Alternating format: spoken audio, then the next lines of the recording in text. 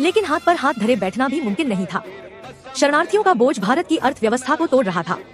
हमें कुछ ऐसा करना था जो दुश्मन को अंदर से खोखला कर दे, उसकी सप्लाई लाइन काट दे, क्योंकि कोई भी सेना भूखे पेट या बिना गोलियों के नहीं लड़ सकती और पाकिस्तान की सारी सप्लाई तेल, हथियार, राशन समुद्र के रास्ते जहाजों से आती थी।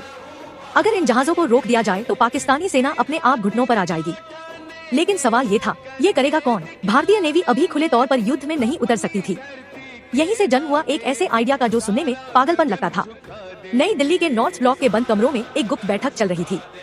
नेवल इंटेलिजेंस के डायरेक्टर कैप्टन मिहिर रॉय और naval chief admiral SM Nanda ने एक अजीब प्रस्ताव रखा। उनका कहना था, हम अपनी नेवी के जहाज में ही भेजेंगे, हम मुक्ति वाहिनी के उन नौजवानों का इस्तेमाल करेंगे जो भारत भाग कर आए हैं। लेकिन यहाँ एक बहुत बड़ी समस्या थी। ये नौजवान कोई सैनिक नहीं थे, ये छात्र थे, किसान थे, मछुआरे थे। इन्होंने कभी बंदूक नहीं पकड़ी थी, कभी अनुशासन नहीं देखा था। क्या इन्हें दुनिया के सबसे खतरनाक नेवल मिशन के लिए तैयार किया जा सकता था? कैप्टन मिहिर राय का जवाब था, हाँ, क्योंकि उनके पास वो हथियार है जो किसी ट्रेनिंग से बड़ा है, बदले की आग। उन्होंने अपने परिवार को मरते देखा है, वो किसी भी हद तक जा सकते हैं। इस मिशन का जिम्मा सौंपा गया एक बेहद सख्त और काबिल ऑफिसर को। कमांडर एमएन सामंत कोडोड कमांडर सामंत को कोवर्ट ऑपरेशन का हेड बनाया गया। उन्हें कहा गया, इन लड़कों को ऐसी ट्रेनिंग दो कि ये पानी के अंदर भी सांस ले सके और दुश्मन के जहाज को बिना भनक लगे उड़ा सके।